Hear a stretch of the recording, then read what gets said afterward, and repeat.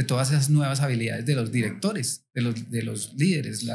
Del 100% de las habilidades ahora nos exigen a los líderes el 70-80% de habilidades blandas y el 20% de técnicas.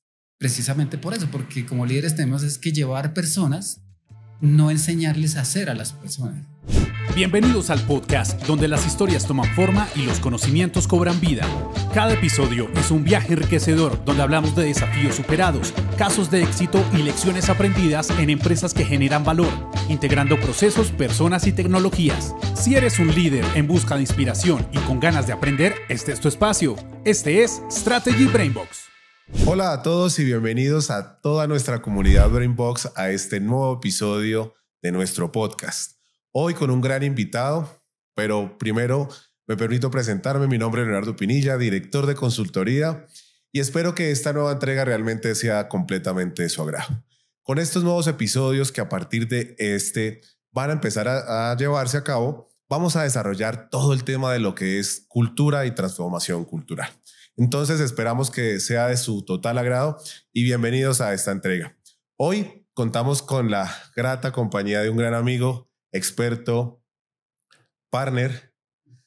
Eider, bienvenido, ¿cómo estás? Bien, Leo, muchas gracias por la invitación, por tenerme aquí en este podcast que me ha parecido maravilloso, que tiene una profundidad interesante, que acompaña a las personas, los ilustra, les enseña, desmitifica el conocimiento, que me parece lo mejor que has podido hacer en Brainbox. Bueno, no solo es un esfuerzo mío, es de todo el equipo, pero gracias por estar tan atento definitivamente con cada una de las entregas que tenemos en Strategy Brainbox. Eider, yo sé que nuestra comunidad ha estado al tanto, participaste en uno de nuestros paneles de expertos, pero quisiera que nos regalaras una breve descripción de quién es Eider, qué te apasiona, familia, hijos, cofundador. ¿Quién es Eider para nosotros? Pues bueno, primero soy papá, esposo de Sofi y con Patty, compartimos hace ya muchos años nuestra vida. Empresario también, tengo Feedback Experience en Consulting hace ya 24 años, en donde pues lo que nos gusta es eso que lo que tú haces, transformar personas, transformar cultura, generar procesos, buenas emociones en las personas, crecimiento, desarrollo empresarial, capital, porque el capital permite que otras personas pues también tengan trabajo, tengan posibilidades, y eso es lo que nos encanta. Soy psicólogo de profesión, tengo una maestría en administración que hice en Buenos Aires, en Argentina. Me encanta la economía, me encanta todo este tema de los aportes que pueda hacer desde la transformación a una organización, porque sé que eso genera ingresos, genera cosas importantes, desarrollo de las organizaciones, y pues eso me hace feliz, eso es lo que me hace feliz, trabajar para otros, construir con otros y pues estar también en familia. Qué bueno, Eider. Yo creo que definitivamente y a lo largo de estos episodios, Eider, nos hemos dado cuenta que la familia es un motor importantísimo. El centro de muchas decisiones, la motivación de muchas otras, del salir del país, del estar lejos de casa para buscar desarrollo. Y creo que eso todo hace parte de elementos bastante bonitos. Yo creo que es un mensaje bastante chévere decir que la familia definitivamente es el motor de muchas cosas. Al igual que los elementos que conforman la cultura, ¿no? Aquí me gustaría empezar contigo, Eider, a empezar como a capturar ese conocimiento que has tenido. Creo que has desarrollado uno de los grandes temas en transformación, en cultura, en cambiar hábitos, moldear comportamientos, todo esto centrado en las personas. Creo que para los empresarios y para las personas que están liderando equipos de trabajo, creo que este es uno de los retos más grandes que tienen muchos de estos líderes y empresas. La transformación y el cambio cultural centrada en la persona. ¿Cómo has vivido esa experiencia? Pues ha sido interesante porque nos ha permitido, digamos, reconocer los estilos y las culturas de las organizaciones. Cuando uno reconoce ese estilo, primero de liderazgo, la cultura que se trae, su historia, que eso es algo súper importante, revisar la historia, cuáles han sido esos hitos importantes de crecimiento de esa organización. Por eso es tan valioso reconocer la cultura desde los hitos, desde los valores, desde las prácticas, desde los desaciertos, desde las cosas que no han sucedido de la mejor forma, que muchas veces culturalmente no son las más relevantes y a veces se tratan no de ocultar, sino de manejar, llamémoslo así. Pero que es importante que hasta esas cosas que no han salido tan bien sean parte de la cultura, porque enseña a esa nueva generación organizacional que viene a transformarse de una manera diferente. Y todos los mitos de esas cosas importantes que han sucedido a nivel cultural, en donde ha llegado, acuérdese del jefe X o de esta persona que dejó un legado súper interesante, y eso es lo que nos gusta del tema cultural, los legados que pueden dejar las personas en sus organizaciones. Sí, hay un libro que dice una frase súper chévere: los hombres pasan y las empresas perduran. Esas personas que pasan, lo más valioso son los legados que dejen y lo que permitan a otros interiorizar en su corazón, en su cerebro, porque realmente una organización es eso, corazón y cerebro, porque finalmente eso es lo que construye una cultura. Los procesos, los procedimientos, los estándares están ahí, están construidos, están desarrollados, hay que acompañarlos, hay que seguir, hay que modificarlos. Sin embargo, quienes ejecutan todo esto, pues son las personas desde sus capacidades a nivel de cerebro, pero también desde sus emociones, para hacer realidad, digamos, esas estrategias que se proponga cualquier organización. Yo creo que has sintetizado un tema bastante amplio y complejo en unas muy buenas descripciones. Pero yo creo que han surgido de pronto, Eider, algunas preguntas alrededor de todo lo que hemos trabajado con nuestra comunidad, con lo que hemos y con los líderes que han estado sentados aquí con nosotros. Y en especial es entender cómo esa cultura se puede transformar, cómo se puede moldear y cómo se puede orientar al alto desempeño, al conseguir los resultados que una organización desea desde lo más profundo de su razón y de su deseo hasta convertirlos en realidad. Pero creo que es súper prudente, Eider, empezar desde lo básico, ¿cierto? Comprender las raíces, comprender las definiciones. Y me gustaría trasladarte una pregunta, Eider, es: ayúdanos a entender, por favor, ¿qué es la cultura? ¿Qué la compone? ¿Qué elementos son los necesarios que nuestros líderes BrainBox deban tener en la retina, como para empezar a entenderla y saber cómo pasos deben ser como más eficientes para poder moldear? ¿Qué es la cultura para ti? Pues como definición, la cultura es como el conjunto de valores, creencias, comportamientos y rituales que se tengan en cualquier grupo humano. Eso es la cultura, que eso lo tenemos en las organizaciones. Hay rituales, por ejemplo, esas salidas de bienestar que son espectaculares, que acompañan los quinquenios, los decenios, los acompañamientos que hacen las organizaciones que celebran cosas súper importantes en la organización como tal. Esos son esos rituales que son súper especiales. Las creencias, ¿qué creemos de nuestra organización? ¿Hacia dónde va? Esa visión estratégica se traduce en creencias, porque pues la visión estratégica que propone un directivo muchas veces se queda por aquí en un cuadrito o en algunas cosas así, pero realmente hay que transferirla y volverla una creencia para que todos los que crean en ella la transformen con sus comportamientos, con su accionar. Y los valores, pues que son indispensables, digamos, tenerlos transversalmente, tanto esos valores organizacionales como los valores individuales con que llegan las personas a trabajar en esta organización, ¿sí? Porque muchas veces los valores organizacionales son contrarios a los que trae la persona. A veces ahí ese es un principio clave de la transformación. Si mi proceso de reclutamiento no se alinea a los valores organizacionales, a las creencias estratégicas, a los rituales que yo tengo, y no se acompaña de un buen proceso de desarrollo y de incorporación de la persona o el colaborador. Exacto. No va a poder... ese es el inicio de la no transformación, por decirlo así, desde la definición de cultura.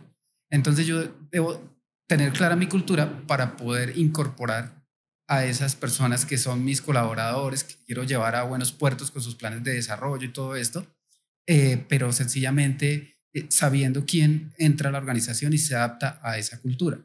Pero haciendo un breve resumen acá, valores y creencias son muy vistos desde la persona, y que esas creencias, esos valores también empiecen a alinearse con las valores y las creencias que Exacto. tiene la organización. Punto 1. Esos rituales, esas prácticas. Te voy a contar un ritual a ver si eso es un ritual. En Strategy, el café se volvió un espacio que pertenece a uno de las, después del almuerzo o en las mañanas o en las tardes. Eso podría convertirse en un espacio centralizado, ¿sí? Sí, un ritual de conversación. Por ejemplo, que el café, inclusive en muchas compañías en la transformación cultural, cuando se le quiere hacer feedback a cualquier colaborador, el del ritual se maneja, te invito a tomar un café. Entonces ya la persona sabe que quiere decirle algo. Y el poder decir algo y retroalimentarlo desde lo positivo, entonces distensiona el ambiente y es una transformación desde rituales muy pequeñitos, pero que eso genera un impacto grandísimo en la organización, porque no quedan conversaciones pendientes. Esas conversaciones difíciles ayudan a transformar desde lo más elemental la cultura como tal. Como líder y como empresario, pero también colega de muchos que nos están viendo, ¿cómo ves tú algo que también debemos tener claro, y es las expectativas que tal vez forja una organización sobre el cómo debemos actuar y cómo eso tiene relevancia con la estrategia, con la corporación o la industria o la empresa? ¿Cómo ves eso? ¿Eso también hace parte de la cultura? ¿Esos modos de actuación que nos indica la organización? Sí, sí. Digamos que los modos de actuar están determinados por la estrategia que tiene la organización, hacia dónde quiere ir. Está determinado por el estilo de liderazgo también. Porque si ese estilo de liderazgo permite actuar, digamos, esas actuaciones van a llevar o ir acompañadas de comportamientos, desde lo más sencillo, desde los valores, los incorporo mis valores personales a mi organización, porque también recibo una recompensa, una retribución, ¿sí? Más allá de la económica, es la emocional, la que me vincula con los demás, los espacios que yo pueda tener en donde pueda desarrollarme personalmente dentro de la organización, ¿sí? Para ir creciendo y todo esto. Pero esos comportamientos de transformación son valiosos, pero son determinados por los modelos de liderazgo. Muchas veces ese modelo de liderazgo no te permite ser, ¿sí? Entonces, puede que esté establecida una estrategia X o Y a mediano plazo, a 2 o a 3 años, pero no te permiten. Por ejemplo, sucede en muchas organizaciones, ¿no? Acá permitimos que todo el mundo sea creativo, pero cuando se propone una idea hay restricciones para esa idea, ¿no? Tengamos un banco de ideas que muchas pueden fluir ahora o más adelante, pero permitirles ser, y eso va a permitir que cualquier propuesta de comportamiento, de transformación de la cultura, sea seguida por todos los colaboradores. Ahí has tocado un punto fundamental que creo que también debe ser un hack, un tip para todos nuestros oyentes y los que nos miran a través de nuestras redes sociales y YouTube. Y es, oiga, la coherencia debe ser un papel importante entre el modelo de liderazgo, la estructura de la organización y lo que desea la organización a través de su planeación estratégica. Eso es un papel importante. Debemos ser coherentes también como líderes en lo que quiere la organización y lo que desea nuestros equipos de trabajo. ¿Cómo ves tú ahí, Eider, la comunicación? La comunicación interna. A veces nos enfocamos mucho en saber comunicar, pero al exterior. Pero la comunicación interna juega un papel preponderante. ¿Cómo lo ves tú? Claro, lo que tú dices es primordial, la coherencia entre lo que se dice y se hace. Porque muchas veces el departamento de comunicaciones diseña cosas espectaculares, comunica, genera buenas emociones, pero no hay la coherencia cuando ve los comportamientos o las acciones de sus líderes. Entonces es supremamente importante tener esa coherencia desde el modelo de liderazgo con las estrategias de comunicación y los estilos de comunicación. ¿Qué sucede? Que normalmente hacen una comunicación para todo el mundo. Y yo creo que las redes sociales nos han enseñado eso, que hacer ese endomarketing es importante. Ajá. ¿Por qué? Porque se tiene que comunicar de una manera a una línea directiva, de otra forma a una línea de dirección o gerencia o coordinaciones. Y en la operación se tiene que comunicar de otra manera mucho más sencilla y no suponer que todo mensaje que sale de la dirección es comprensible para todos los públicos. Entonces me parece eso valioso lo que tú dices, la coherencia desde el comportamiento, pero también desde la coherencia comunicacional, que es donde esas áreas de comunicación, de staff de la dirección, más que de apoyo, porque ya se están volviendo súper relevantes, es saber transferir y comunicar los mensajes de diferente forma, siendo exactamente el mismo y teniendo un hilo conductor. Eso ayuda, y hay investigaciones que dicen que eso permite la aceleración de la transformación, porque se involucran, porque se sienten convocados desde la misma comunicación todos los grupos de la operación de una organización. Te voy a pedir un tip o una anécdota, tal vez graciosa, tal vez no, que refleje eso que nos acabas de contar, obviamente sin decir nombres, sin resear, pero ¿cuál ha sido la anécdota más importante que has encontrado? ¿Coherencia o incoherencia? ¿Y por qué a veces las cosas no se dan? ¿Tienes alguna que nos pudieses contar? Nos pasó en una compañía muy, muy, muy grande. No voy a decir el sector porque se identificaría muy fácil, pero en una reunión en donde estábamos mirando, habíamos hecho, por eso como consultores uno se enriquece mucho de la operación. Nos fuimos a la operación más lejana y nos decían, yo les preguntaba que cómo iban con la meta que tenían propuesta. Y me decían, no, pero ingeniero, esto no creo que se pueda cumplir porque no tenemos los recursos necesarios. Aquí a veces nos quedamos sin radio, tenemos que compartir un radio para 2 cuadrillas, equipos. Bueno, entonces al otro día nos reunimos con la dirección y pues quedaron totalmente sorprendidos cuando les preguntamos qué pasaba con esas cosas, elementos básicos para, digamos, poderse comunicar, eso desde la comunicación formal e informal. Y nos decían, no, pero si eso está comprado hace meses. Fuimos a la bodega a ver qué pasaba con el pedido, pues si habían radios nuevos, pero la persona de compras decía, no, yo no los entrego porque se pierden. Entonces tenían esas restricciones mentales, llamémoslo así, esas creencias que son parte de la cultura. O creencias limitantes. Creencias limitantes. Sin embargo, entonces no porque entonces que con los otros se arreglen. Pues al otro día, pues bueno, la orden de esto ayudó a que todo el mundo tuviera su radio en la operación y se pudiera comunicar de manera mejor. Eso desde las herramientas necesarias para comunicarse desde lo formal.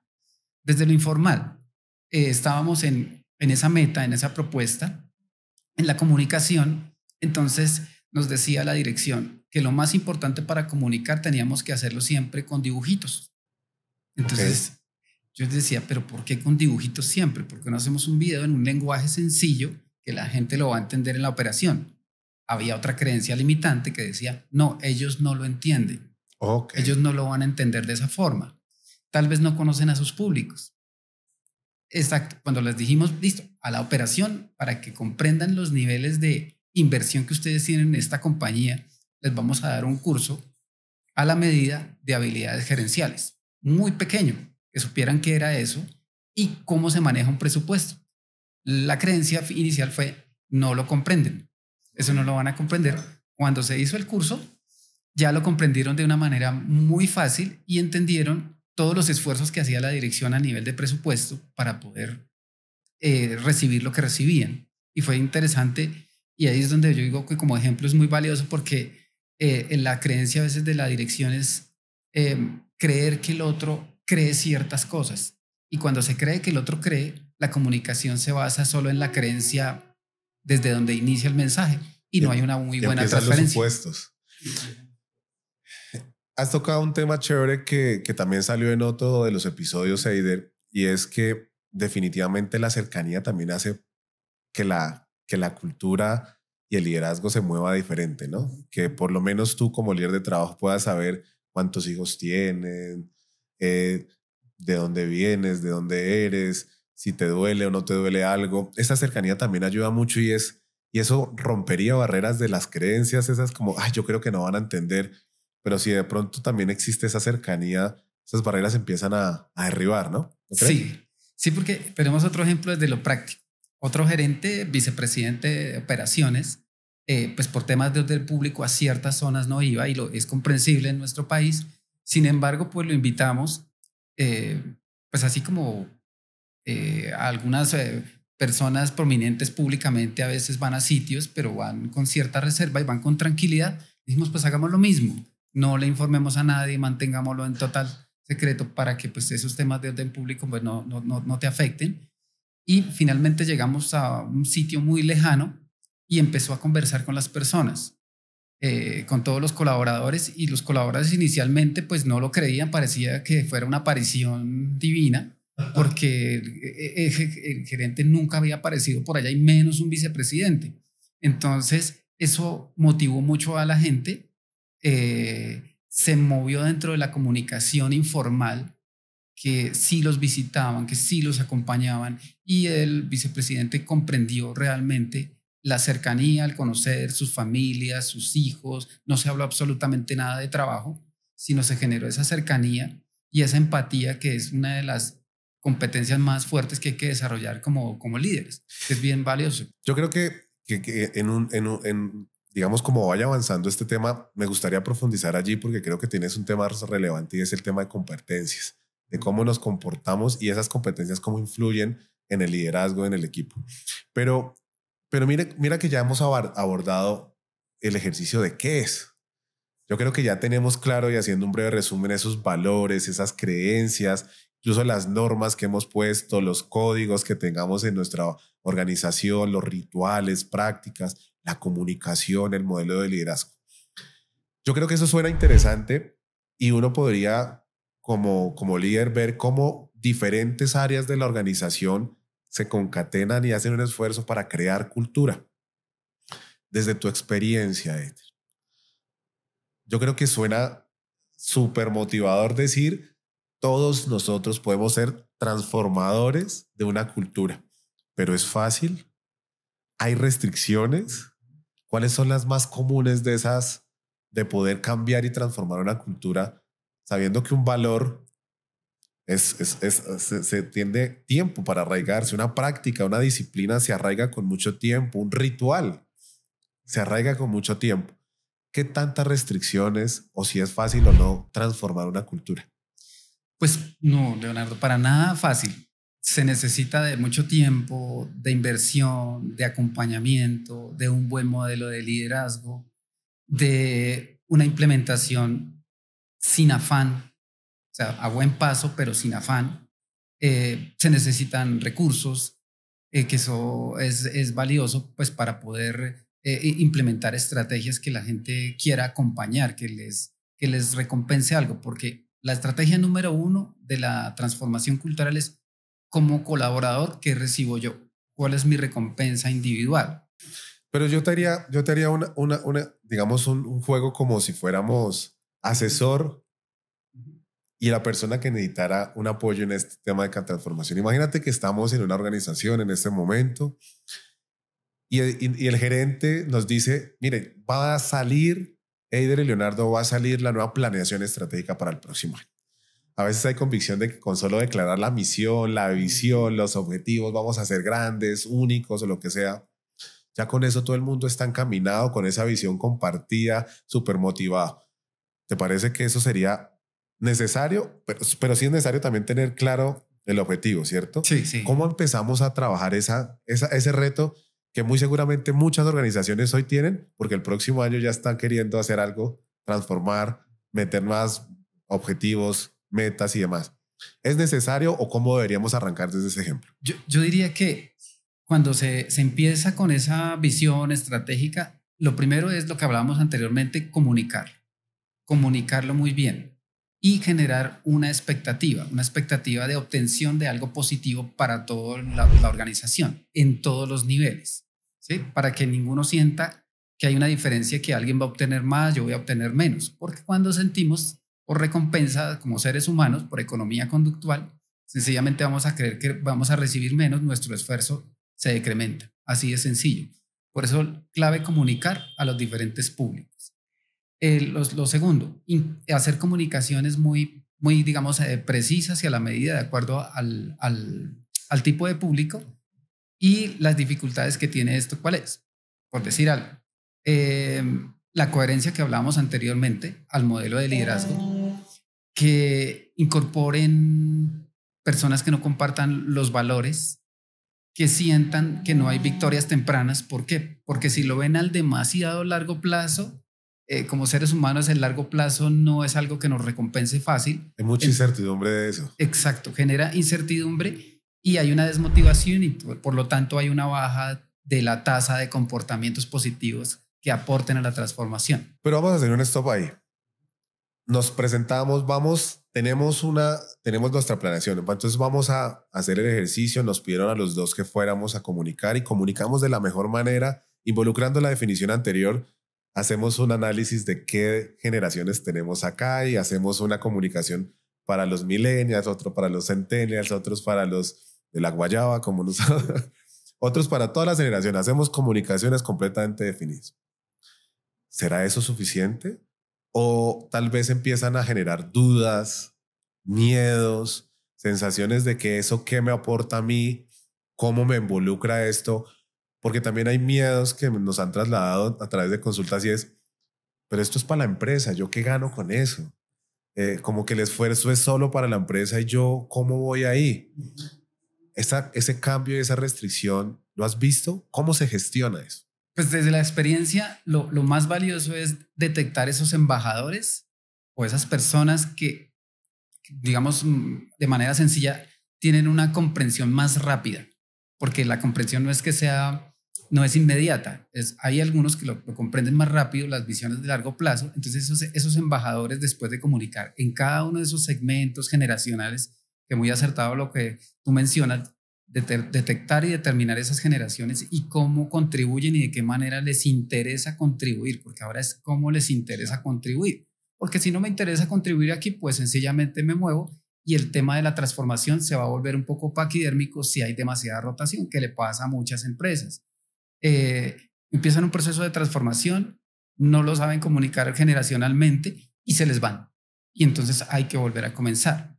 Esas personas en cada una de las generaciones debe tener un embajador que les motive y vean de esa generación o de esas generaciones el acompañamiento y vean que a otro le funciona.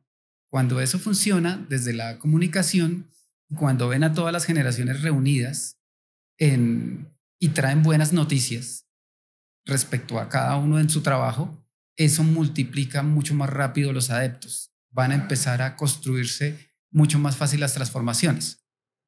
Yo creo que es un buen mensaje, pero permíteme ser el sombrero negro de esta conversación en ocasiones. Es chévere y debería ser una meta de todo líder encontrar al que le brillan los ojos cuando hay cambios. Pero debería ser también prudente saber qué haces con los que no le brillan los ojos, con los que de inmediato dicen, ay, pero es que siempre hay un pero. ¿Qué se hace con ese equipo de trabajo que también es un punto focal? Porque los adeptos nos pueden ayudar, perfecto. Los que entendieron rápido el tema y se subieron al bus, perfecto. Pero ¿y los que no? ¿Qué se hace con ellos? Sí, a esos relegados o detractores, porque hay esos dos. Relegados porque pues tal vez no comprenden con la misma rapidez el mensaje o no quieren construir o son muy antiguos y todo lo pasado pues digamos que los genera mejor. O los detractores que sencillamente... ¿Qué pasa también en transformación cultural con los detractores? Las transformaciones a veces mueven un poquito la estantería. ¿Qué quiero decir con eso? Mueven el status quo. Y a muchas personas no les gusta perder ese status quo, entonces se vuelven detractores súper fuertes y hacen masa crítica con los que no lo comprendieron rápidamente. Con esos detractores que hemos hecho desde la experiencia, son fácilmente detectables. Cuando se detectan, estas personas se involucran y los llevamos al frente. Se llevan al frente. Por decir algo, se hace una actividad en donde estos detractores y los no detractores también, porque no hay que reforzarlos demasiado, ¿sí? Tienen una actividad, pero lo hacemos brillar. Y al hacer brillar hay una recompensa. ¿Y cómo los podemos hacer brillar? Con un líder que los acompañe, un líder significativo para ellos, porque muchas veces no hay líderes significativos para ellos. Entonces hay que detectar quién sí es significativo y ponerlos a la par en un mensaje. Y cuando un detractor de esos que lleva meses obstaculizando procesos está a la par con un líder que lo ha fortalecido el proceso y se hace brillar, los demás inmediatamente van rápidamente detrás de él, porque es status quo. Claro, pero ¿qué tan sostenible es eso? ¿Cómo se mantiene la motivación en alguien que definitivamente todavía no le encuentra la coherencia o no le encuentra el beneficio o no se encuentra motivado para dar ese paso? Porque la resistencia al cambio es eso, es ¿qué tanto freno pongo yo a eso porque no le veo, no le siento el beneficio? Pues desde la experiencia que nos ha ocurrido a la gran mayoría de detractores, la mayoría de detractores están alejados. No tienen conversación ni con los líderes, ni con sus coordinadores, ni con nadie. Y lo que hablábamos hace un rato, el reconocer a las personas a nivel individual, a nivel personal, tus hijos, tu casa. ¿Qué pasaba con un detractor súper fuerte que yo lo admiro y hoy día nos llama el 31 de diciembre a darnos el feliz año, a mi socia Sandra y a mí, porque cambiamos su vida precisamente con un proceso de transformación cultural? Se cambió la vida de él. Él no lo tenían en cuenta porque quedó con el estigma de ser el detractor, pero nadie se había preocupado por él. Los líderes lo veían allá, déjelo allá. Pero el día que se hizo brillar, lo acompañó, y ese líder lo acompañó a él preguntándole su familia, pues él tiene una hija autista. Wow. Resulta que tenía esa hija autista y su necesidad de irse temprano y salir temprano o de cumplir su horario como debería ser en su turno y salir rápido y que no hayan demoras, era porque tenía que ir a recoger a su hija, que es autista, en un centro pues, de formación especial. Un papá súper consagrado, pero él veía que podía perder esa exactitud en su salida a su turno, iba a perder algo en su familia, en su hija, en su acompañamiento. Un papá espectacular cuando uno lo conoce personalmente, y después él fue uno de los impulsores de la transformación y los demás lo veían ya como un ejemplo. Posteriormente con los años ascendió, porque ese proceso allá duró más o menos 2 años y medio, el proceso de transformación, que eso es otra cosa importante, un proceso de transformación mínimo un año, para que pues funcione y se sostenga. Pero mira que, y perdóname la interrupción, Aider, pero qué valioso ese mensaje, no solo por la experiencia de vida de esta persona, sino porque a mí me suena que tocaste un punto que me suena absolutamente relevante, y es, puede que una persona no se sienta motivada, no necesariamente es porque no lo quiera hacer, sino porque tal vez hoy sus expectativas individuales, sus recursos o sus necesidades no necesariamente encajan de manera natural a la motivación o al cambio. Pero entenderle a esa persona cuáles son esas limitaciones, esas expectativas que no cuadran o no ajustan, puede también acelerar el proceso y volverlo sostenible, porque esto también debe verse como que toda transformación debe ser un proceso de negociación natural. O sea, no podemos hacer que nos vamos de aquí para allá y el único camino sea el que la dirección ponga, en el tiempo y en los recursos y con las metodologías que la dirección ponga, sino también pueden haber situaciones sinusoidales que te permitan llegar al punto siendo eficiente, siendo eficaz, pero donde todos vayamos como equipo de trabajo. ¿Te suena coherente? Eso es una abstracción de lo que acabas de mencionar. Sí, y es que esto es súper clave ya en la implementación de la transformación de cultura. El entender los bemoles que se dan con las personas, con los detractores o con los no detractores, porque los no detractores a veces van porque la masa va, y bueno, van con el cambio y se adaptan al cambio fácilmente porque ven por modelamiento lo que el otro hace y yo lo acompaño. El detractor normalmente tiene algún tema, llamémoslo así, emocional. No quiero decir ni psicológico ni nada de esto, pero es emocional, como el que les comentaba hace un momento. Tienen unas necesidades emocionales diferentes. Normalmente cualquier detractor tiene una necesidad emocional diferente. Entonces es un reto para los líderes y para los gestores de transformación, para los embajadores de transformación, reconocer a estas personas y llegar un poco más allá. Informarlas de manera diferente, comprender sus realidades, porque cada uno tiene una realidad diferente fuera del trabajo. Entonces, al comprender esas realidades de esos detractores, ellos ceden muy fácilmente y se incorporan dentro del proceso de transformación, adaptan los procesos. Por lo general es gente antigua que conoce muy bien el trabajo. Pueden ser los mejores embajadores de la transformación de un proceso o que cambie un procedimiento. Ellos aportan y generan menos resistencias en otros lados.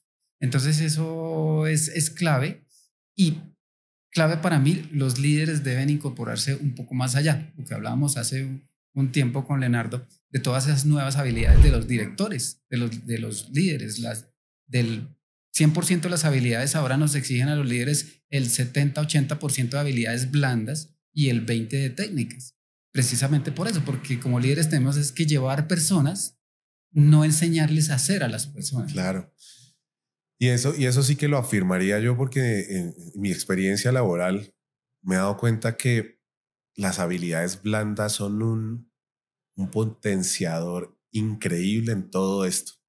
Poder enamorar, poder encantar con un propósito específico, ya sea en ingeniería, en un proceso de implementación, en una metodología, lo que sea, poder enganchar a las personas y poderlas enamorar no solo depende del conocimiento que tú tengas, sino de la habilidad como líder que tengas de enganchar y de motivar.